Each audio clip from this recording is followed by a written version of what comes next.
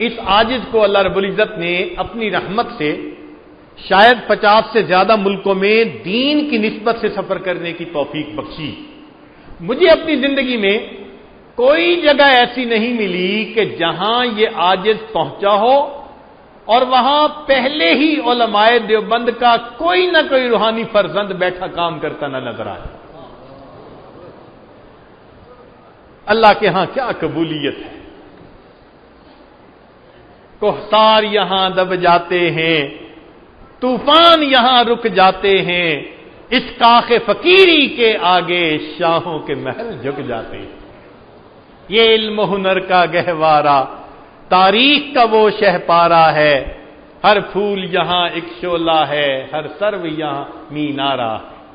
اللہ نے کہاں کہاں اس کا فیض پہنچایا، ہم اس کا اندازہ نہیں لگا سکتے، بلکہ جتنی مقبول ہستیاں یہاں سے اٹھی ہیں دنیا میں کوئی دوسری جگہ نہیں نظر آتی۔ ہاں مدینہ تو تھا، وہ تو مرکز تھا اور ابتدا تھی، پھر اگر اس کے بعد کوئی جگہ جہاں سے مقبول ہستیاں اٹھی ہوں، اللہ رب العزت نے اس ادارے کو وہ توفیق عطا، وہ قبولیت عطا۔ ہمارے اکابر کی علمی حیثیت کیا تھی؟ ذرا طلباء امید ہے کہ توجہ کے ساتھ سنیں گے کہ اللہ رب العزت نے ان کو صفائی باطن اور تعمیر ظاہر کی وجہ سے کیا علمی مقام عطا فرمایا تھا۔ علامہ شبیر احمد عثمانی رحمۃ اللہ علیہ ان کی علمیت کے عجم کے علماء بھی قائل، عرب کے علماء بھی قائل، سب مانتے ہیں۔ انہوں نے جو حدیث پاک کے اوپر لکھا اس کی وجہ سے عرب کے علماء بھی ان کی علمیت کے قائل ہیں، لوہا مانتے ہیں ان کا۔ چنانچہ انہوں نے شرح مسلم فتح ملحم کے اندر لکھا، ذرا سنیے گا، اپنے شیخ علامہ انور شاہ کشمیری رحمۃ اللہ علیہ کے بارے میں۔ لکھنے والے کون ہیں؟ علامہ شبیر احمد عثمانی رحمۃ اللہ علیہ، جن کو عرب و عجم کے علماء مانتے ہیں کہ واقعی ٹھوس علم والی شخصیت تھے۔ وہ اپنے شیخ کے بارے میں فرماتے ہیں فتح الملہم میں کہ سالت العلامۃ النقی التقی الذی لم ترل عیون مثلہ ولم یرا ہوا مثلہ، کہ میں نے پوچھا اپنے استاد سے جو متقی تھے، پاک تھے، جن کی مثل نہ میری آنکھوں نے دیکھا نہ انہوں نے اپنا مثل کوئی دوسرا دیکھا۔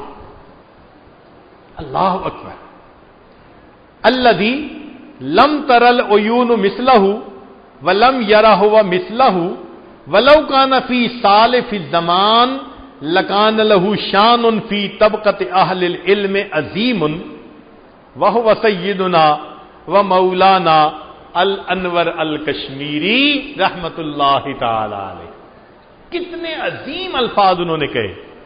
تو اس سے علامہ انور شاہ کشمیری رحمت اللہ علیہ کی علمیت جلالت شان کا پتہ چلتا ہے۔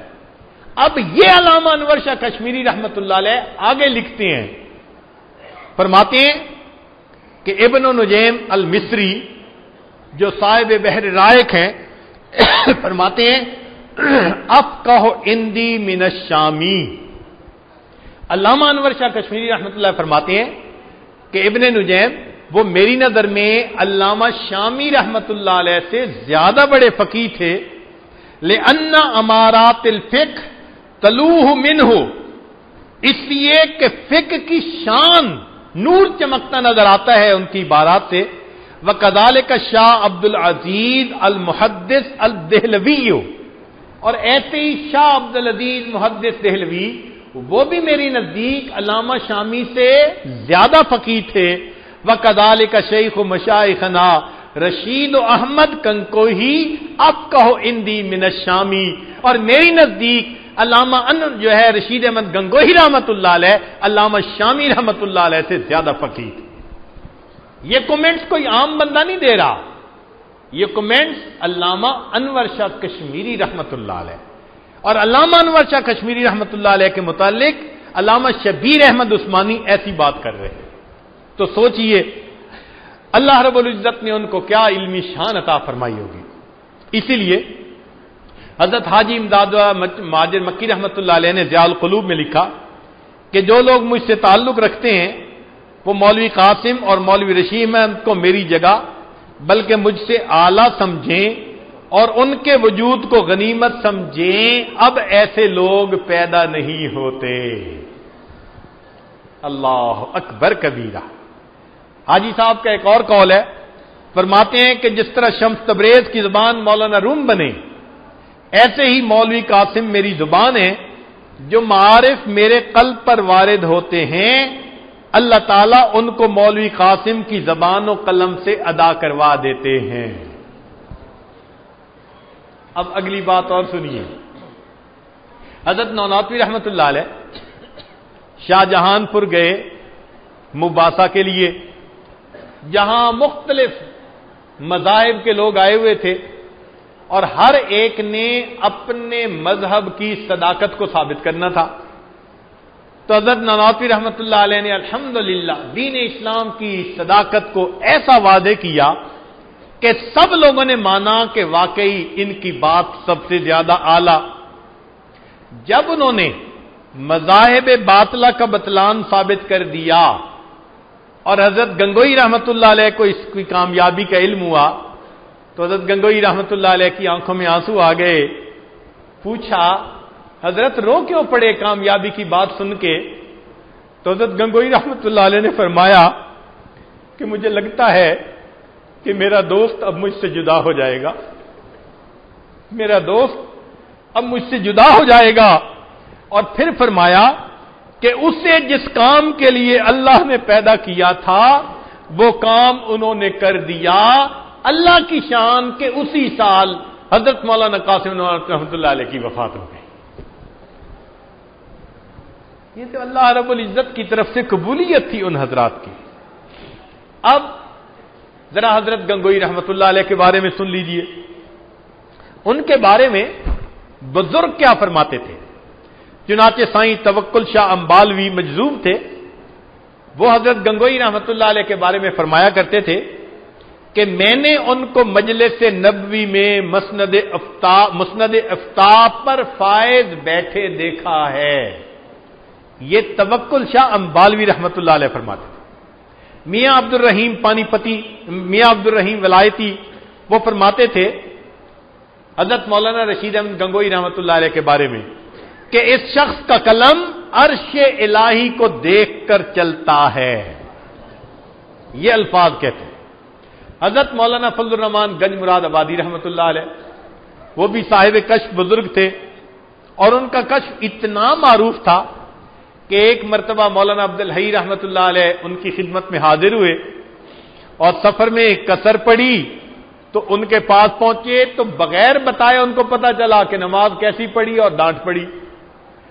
چنانچہ ان کے پاس ایک مرتبہ حضرت مولانا احمد علی سہارنپوری محدث سہارنپوری رحمۃ اللہ علیہ، ہمارے اکابر علماء دیوبند میں علم حدیث میں جتنا مقام ان کا بلند تھا وہ دوسروں کا نظر نہیں آتا، اور آج بھی بخاری شریف کے اوپر ان کا حاشیہ لکھا ہوا موجود ہے۔ تو حضرت مولانا احمد علی سہارنپوری رحمۃ اللہ علیہ مولانا فضل الرحمان گنج مراد آبادی رحمۃ اللہ علیہ کو ملنے کے لیے آئے تو حضرت نے فرمایا کہ آپ نے حاشیہ لکھا؟ جی۔ فرمایا تمہارے حاشیے میں فلاں جگہ پر غلطی ہے۔ کشفن پتہ چل گیا، دیکھا تو واقعی اس جگہ پر کتابت کی غلطی تھی۔ ایسا کشف تھا حضرت مولانا فضل الرحمان گنج مراد آبادی رحمۃ اللہ علیہ۔ چنانچہ حضرت مولانا احمد علی محدث سہارنپوری رحمۃ اللہ علیہ نے 25 پارے جو تھے اس کا حاشیہ لکھا، اور باقی 5 پارے جو تھے ان کی وفات کے بعد حضرت مولانا قاسم نونوتوی رحمۃ اللہ علیہ نے اس کو مکمل کیا۔ اب ذرا سنیے کہ وہ حضرت مولانا فضل الرحمان گنج مراد آبادی رحمۃ اللہ علیہ حضرت گنگوئی کے بارے میں کیا فرماتے ہیں، جو بڑے بڑوں کو ڈانٹ دیتے تھے۔ ایک دفعہ حضرت مولانا فضل الرحمان گنج مراد آبادی رحمۃ اللہ علیہ کا ایک خادم حضرت گنگوئی کو ملنے کے لیے آ گیا، ملا، جب واپس آنے لگا تو حضرت گنگوئی نے کہا کہ اپنے پیر سے کہنا کہ خلق محمدی اختیار کریں. حضرت گنگوئی نے یہ الفاظ کہہ دیے کہ اپنے پیر سے کہنا خلق محمدی اختیار کریں. ریزن کیا تھی کہ حضرت مولانا فضل الرحمان گنج مراد آبادی رحمۃ اللہ کے پاس اکثر لوگ جاتے تھے اور ڈانٹ کھا کے آتے تھے. ہر آنے والے کو ڈانٹ پڑتی تھی. تو اس پر حضرت گنگوئی رحمۃ اللہ علیہ نے ان کے خادم کو یہ پیغام دے دیا. اب وہ آیا اور حضرت مولانا فضل الرحمان گنج مراد آبادی رحمۃ اللہ علیہ کو ملا. انہیں کشفن پتہ چل گیا. پوچھا بھائی انہوں نے آتے ہوئے کیا کہا؟ تو پہلے تو اس نے چھپانے کی کوشش کی، مگر اللہ والے تو جواسیس القلوب ہوتے ہیں، اس کو پتہ چل گیا کہ مجھے بتانا پڑے گا. اس نے کہا جی انہوں نے آتے ہوئے مجھے فرمایا کہ اپنے پیر سے کہنا کہ خلق محمدی اختیار کریں. تو انہوں نے آگے سے کہا کہ بھئی پہلی بات تو سن لو کہ لوگ مجھ سے دین سیکھنے نہیں آتے، فقط دم تعویذ کروانے آتے ہیں دنیا کے لیے، میں اس لیے ڈانٹتا ہوں. تو پہلے تو بات کو ذرا کھول دیا اور پھر فرمایا کہ میں اس صاحب زادے جیسا ظرف کہاں سے لاؤں. یہ حضرت مولانا فضل الرحمان گنج مراد آبادی رحمۃ اللہ علیہ حضرت گنگوئی رحمۃ اللہ کے بارے میں فرماتے ہیں کہ میں اس صاحب زادے جیسا ظرف کہاں سے لاؤں جو سمندر کے سمندر پیے بیٹھا ہے اور ڈکار بھی نہیں لیتا. میں اس صاحبزادے جیسا ظرف کہاں سے لاؤں جو سمندر کے سمندر پیے بیٹھا ہے اور ڈکار بھی نہیں لیتا. اب دیکھیے کہ حضرت مولانا قاسم نانوتوی رحمۃ اللہ علیہ اور حضرت گنگوئی رحمۃ اللہ علیہ کو اللہ نے کیا علمی شان دی تھی، حضرت کشمیری رحمۃ اللہ علیہ کو کیا شان دی تھی، حضرت اقدس تھانوی رحمۃ اللہ علیہ سبحان اللہ 2000 سے زیادہ کتابیں لکھی. اگر ان کے علمی مقام کو دیکھنا ہو تو ان کی تفسیر بیان القرآن کو پڑھ لیجیے. کہتے ہیں کہ حضرت کشمیری رحمۃ اللہ علیہ طلباء کو اردو تفاسیر پڑھنے سے منع فرماتے تھے کہ بھئی تمہاری استعداد نہیں بڑھے گی اگر اردو کی تفاسیر پڑھتے رہو گے، عربی کی تفاسیر پڑھا کرو. جب ان کے سامنے بیان القرآن تفسیر آئی اور انہوں نے پڑھا، اس دن کے بعد انہوں نے اردو تفسیر پڑھنے سے جو منع کرتے تھے اس بات کو انہوں نے ختم فرما دیا. فرمانے لگے اس تفسیر کو دیکھنے کے بعد پتہ چلتا ہے کہ اب اردو زبان میں بھی علم منتقل ہو چکا ہے. ایسی علمی شان. پھر اللہ رب العزت نے دیکھیے علم بھی ان کے ذریعے سے پھیلایا اور ذکر بھی ان کے ذریعے سے پھیلایا. واقعی وہ حکیم الامت تھے، اللہ رب العزت نے ان کو علمی شان عطا فرمائی. پھر آگے دیکھیے حضرت مدنی رحمت اللہ علیہ کو کہ 18 سال مسجد نبوی میں گنبد خضرا کے قریب بیٹھ کر انہوں نے حدیث پاک کا درس دیا. محدث حدیث پڑھاتے ہیں تو قال قال رسول اللہ صلی اللہ علیہ وسلم پڑھاتے ہیں، اور حضرت مدنی پڑھاتے تھے تو اشارہ کر کے کہتے تھے قال ھذا النبی صلی اللہ علیہ وسلم. مسجد نبوی میں 18 سال درس دینا کوئی معمولی بات تو نہیں، اور کوئی 2 مضمون نہیں پڑھاتے تھے، 11 مرتبہ درس ہوتا تھا. ایک دن میں 11 درس ہوتے تھے. اتنا علم حاصل کرتے تھے عرب کے لوگ ان سے. پھر اللہ رب العزت نے ان کو یہاں پہنچایا اور انہوں نے یہاں بیٹھ کے جو حدیث کی خدمت کی. تو آج جتنے بڑے بڑے مدارس ہیں آپ اگر دیکھیے تو یہ حضرت اقدس تھانوی رحمۃ اللہ علیہ کے شاگرد ہیں یا حضرت مدنی رحمۃ اللہ علیہ کے شاگرد. اللہ رب العزت نے پوری دنیا میں اس علم کو ان کے ذریعے سے پھیلایا. اور ان کے جو استاد تھے حضرت شیخ الہند رحمۃ اللہ علیہ، اللہ کے ہاں کیا مقبول شخصیت ہے. دیکھیں شاگرد تو بڑوں کے ہوتے ہیں. آپ میں سے اساتذہ ہوں گے جن سے سینکڑوں طلباء پڑھ چکے. اگر سوال پوچھا جائے کہ ان سینکڑوں میں سے کون دین کے لیے قبول ہوا تو بہت ہی تھوڑے ہوں گے، ورنہ پڑھنے والے تو بڑے، کئی دنیا کے کام میں لگے ہوئے ہیں اور کئی ادھورا کام کر رہے ہیں اور باقی ویسے زندگی گزار رہے ہیں. حضرت شیخ الہند رحمت اللہ علیہ کو اللہ رب العزت نے یہ مقام دیا تھا کہ جس شخص نے ان سے علم پڑھا ایک شاگرد بھی آپ ایسا نہیں دکھا سکتے جس نے دین کا کام نہ کیا ہو. ایک شاگرد بھی ایسا نہیں ہوتا.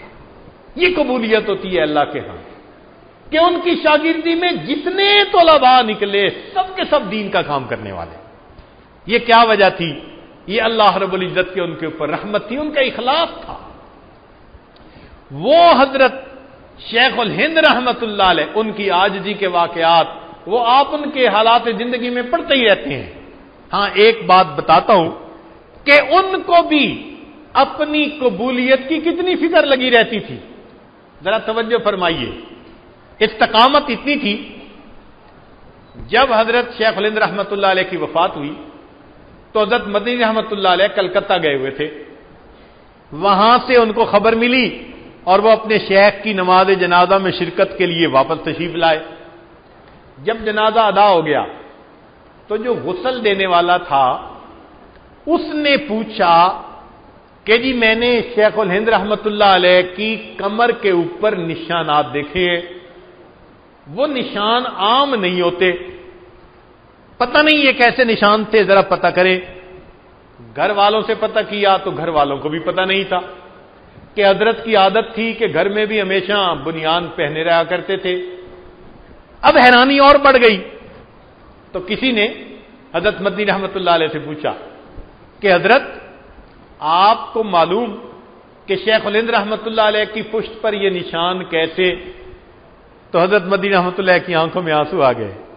فرمانے لگے یہ میرے شیخ کا راز تھا اور انہوں نے مجھے فرمایا ہوا تھا کہ میری زندگی میں تم نے کسی کو نہیں بتانا، اور میں نے آج تک نہیں بتایا.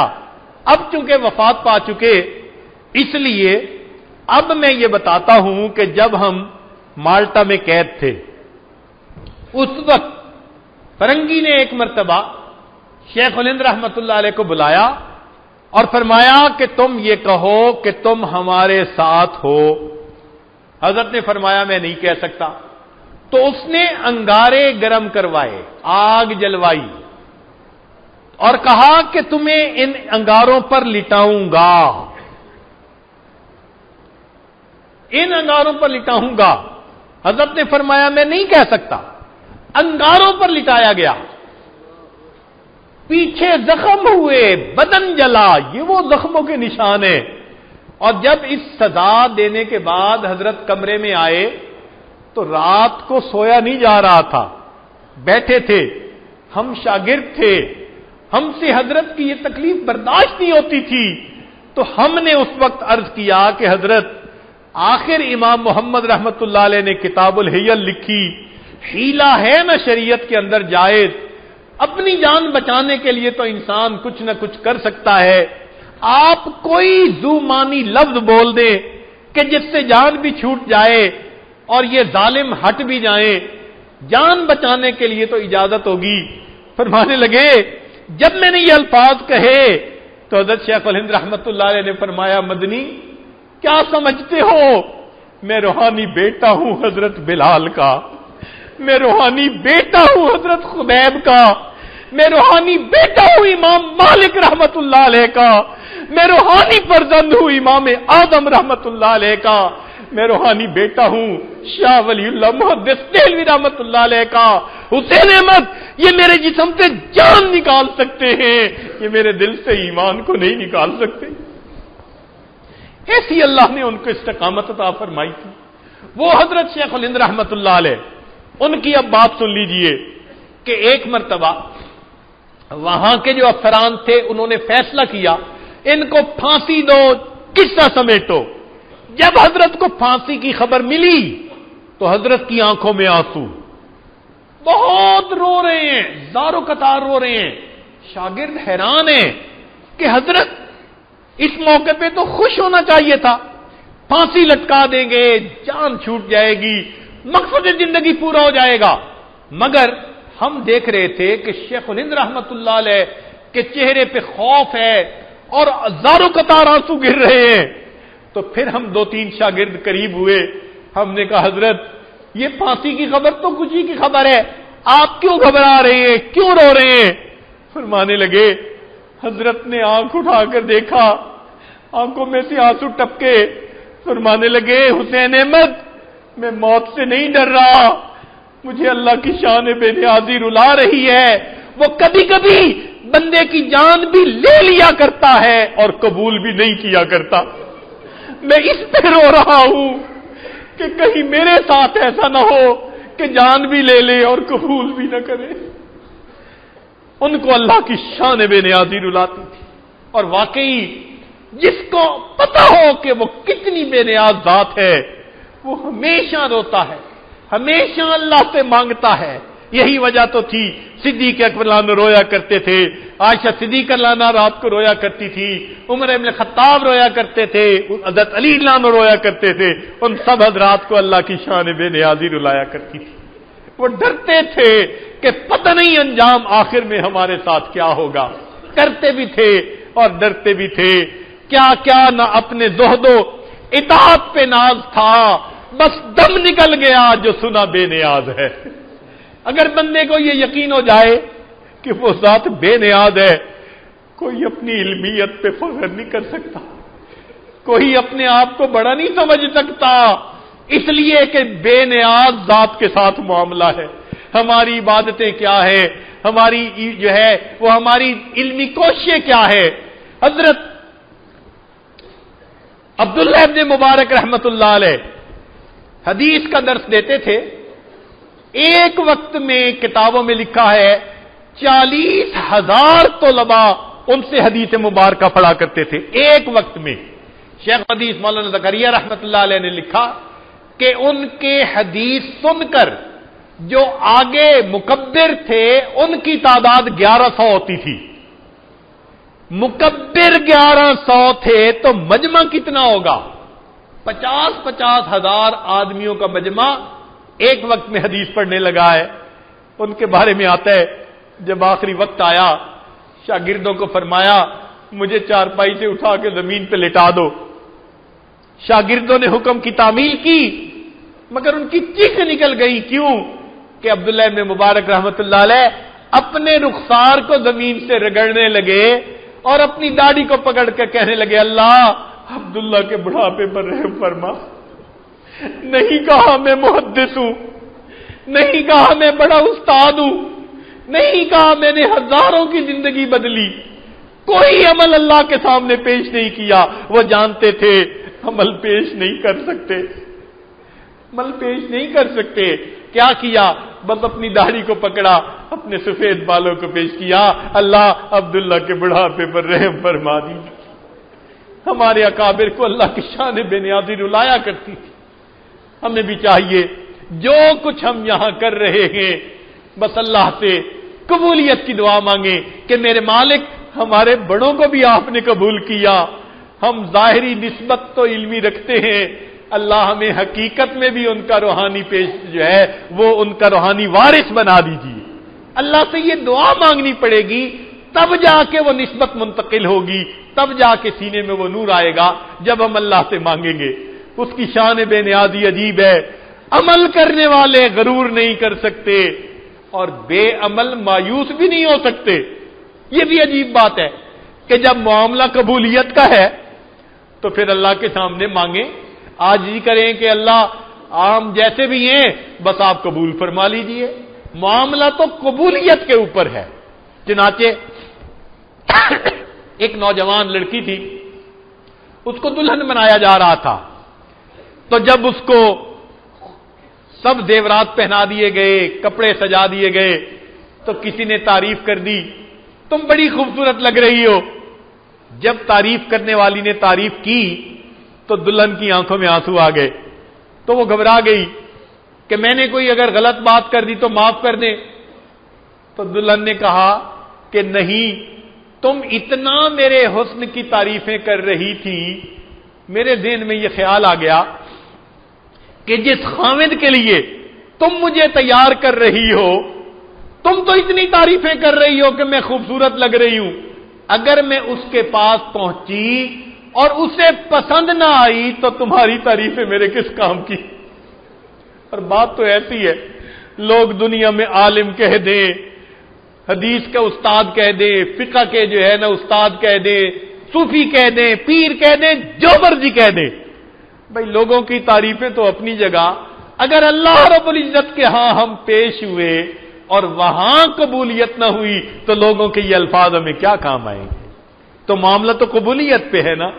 تو ہم اللہ کے سامنے بس عاجزی کریں کہ اللہ آپ ہمیں قبول فرما لیجئے، اور عمل تو ہے نہیں کہ جو عمل اللہ کے ہاں پیش کر سکیں، لہذا ہمارے پاس فقط عاجزی اور داری کے سوا کچھ نہیں. اللہ قبول کر لیجئے. وہ کہتی ہیں ایک خاوند اپنی بیوی پہ غصے ہوا اور اس نے کہا کہ نہ تو خوبصورت ہے، نہ پڑھی لکھی ہے، نہ بڑے گھرانے کی ہے، تیرے اندر کوئی بھی تو خوبی نہیں، بتا تو کیا ہے. جب اس نے اتنا اس کو ڈانٹا اور کہا تو اس کی آنکھوں میں آنسو آ گئے، اور بیوی آگے سے کہنے لگی، ہماری علاقائی زبان میں شعر ہے، کہنے لگی کہ نہیں کوئی اوقات اوگنہار دی، جہو جیوی ہاں میں ہاں سرکار دی. اس کا ترجمہ یہ ہے کہ میرے اندر کوئی قابلیت نہیں ہے، میں تسلیم کرتی ہوں، مگر اتنی بات تو ہے کہ میں جیسی بھی ہوں تو سرکار کی نا، میں ہوں تو آپ کی نا. تو اس موقع پہ ہم یہی کہہ سکتے ہیں اللہ قابلیت نہیں ہے، کوئی خوبی نہیں ہے، کوئی عمل پیش کرنے کے قابل نہیں ہے، مگر اے اللہ ہے تو آپ ہی کے نا. آپ ہی کو تو ہم نے اپنا الہ مانا، خدا مانا. ہم قسم اٹھا کر کہتے ہیں آپ کے سوا ہم کسی کو خدا نہیں مانتے. اللہ کلمہ پڑھتے اب تو بال بھی سفید ہو گئے، اے اللہ ہیں تو آپ کے نا. تو بس آپ قبول کر لیجئے کہ ہم آپ کے ہیں، آپ مہربانی فرما دیجئے. ہم اس موقع پر اپنے اللہ سے یہ دعا کریں کہ اے پروردگار عالم، ہم نے جو اعمال کیے وہ غفلت بھرے تھے، نہ حضوری تھی، نہ صحیح طریقے سے ہم نے اعمال کیے، لیکن اے اللہ آپ کے ہاں فقط قابلیت کو تو نہیں نہ دیکھا جاتا، قبولیت کا معاملہ ہے. اگر قبولیت کا معاملہ ہے تو اے اللہ بس آپ قبول فرما لیجئے. اس وقت ایک دعا اپنی زندگی میں روز مانگا کریں. کون سی دعا؟ نمازوں کے بعد کہ اے اللہ ہمیں ایسا بنا دیجئے کہ آپ کو پسند آ جائیں. ہم تو نہیں نہ بن سکتے، کوششوں کے باوجود نہیں بن سکتے. اے اللہ آپ اگر چاہیں بنا دیں تو آپ تو بنا سکتے ہیں نا. ہمارے بڑوں کو بھی آپ نے بنایا، اللہ ہمیں بھی آپ بنا دیجئے. اے اللہ ان بڑوں کو یہ نسبتیں، یہ نور، یہ علم، یہ معارف، یہ سب آپ نے عطا فرمائے تھے، آپ کی رحمت کی نظر ہو گئی تھی. کہتے ہمارے اکابر تھے، ان کے بارے میں امیر شریعت حضرت عطا اللہ شاہ صاحب بخاری رحمت اللہ علیہ اکابر علماء دیوبند کے بارے میں فرمایا کرتے تھے کہ لوگوں صحابہ کا قافلہ جا رہا تھا، اللہ رب العزت کی رحمت نے پسند کیا کہ متاخرین کو پتہ ہی نہیں چلے گا کہ یہ میرے محبوب کی جماعت کیسی تھی. اللہ نے کچھ روحوں کو پیچھے رکھ لیا اور اس زمانے میں پیدا کر دیا، اور ان کے نام قاسم نانوتوی، رشید احمد گنگوئی فرماتے تھے یہ اس قافلے سے بچھڑی ہوئی روحیں ہیں جن کو اللہ نے اس زمانے میں پیدا فرما دیا. اولئک آبائی فجینی بمثلہم اذا جماعتنا یا جریر المجامع. کفر ناچا جن کے آگے بارہا تگنی کا ناچ، جس طرح جلتے توے پر ناچ کرتا ہے سپن.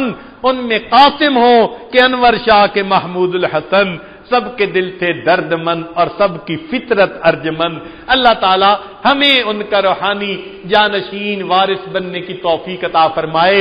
دارالعلوم دیوبند کے تمام اساتذہ بھی مبارکباد کے لائق ہیں اور تمام طلباء بھی مبارکباد کے لائق ہیں. آپ اس مادر علمی سے نسبت رکھتے ہیں، معلوم نہیں ان کے لیے ان اکابر نے تہجد کے وقت میں کیا کیا دعائیں کی ہوئی ہوگی، تہجد کے وقت میں کیا کیا دعائیں کی ہوں گی. اتنی بات عرض کرتا ہوں، چھوٹا سا ایک ادارہ ہے، اتنی فکر رہتی ہے اس عاجز کو. اللہ نے درجنوں مرتبہ ملتزم کے ساتھ لپٹ کر دعا مانگنے کی توفیق دی. اپنی اولاد کے ساتھ ہمیشہ ان طلباء کی قبولیت کی دعا مانگتا ہوں. ایک فکر ہوتی ہے اور پھر میں سوچتا ہوں کہ یا اللہ اگر اپنے طلباء کی اتنی دل کے اندر فکر ہے، ہمارے اکابر نے آنے والے وقت میں جو طلباء ہوں گے ان کے لیے کیا کیا مقبول اوقات میں دعائیں مانگی ہوں گی. تو آپ وہ طلباء ہیں کہ آپ کے سروں کے اوپر ان اکابر کی دعاؤں کا سایہ ہے. بس ایک کام کر لیجئے کہ جو پڑھتے ہیں اس پر عمل بھی کر لیجئے اور تقوی کے ساتھ زندگی گزاریے, گناہوں کی ذلت سے اپنے آپ کو بچا لیجئے. پھر دیکھیے اللہ رب العزت آپ کو دین کے لیے کیسا قبول کرتے ہیں. دعا ہے اللہ تعالیٰ یہاں کے علماء اور طلباء کا فیض پھر ایک مرتبہ اسی طرح پوری دنیا تک پہنچائے جیسے ہمارے اکابرین کے ذریعے یہ پھیلا تھا. اللہ تعالیٰ آج کی اس مجلس کو ہماری بخشش کا اور ہماری قبولیت کا سبب بنا دے. وآخر دعوانا ان الحمد للہ رب العالمین.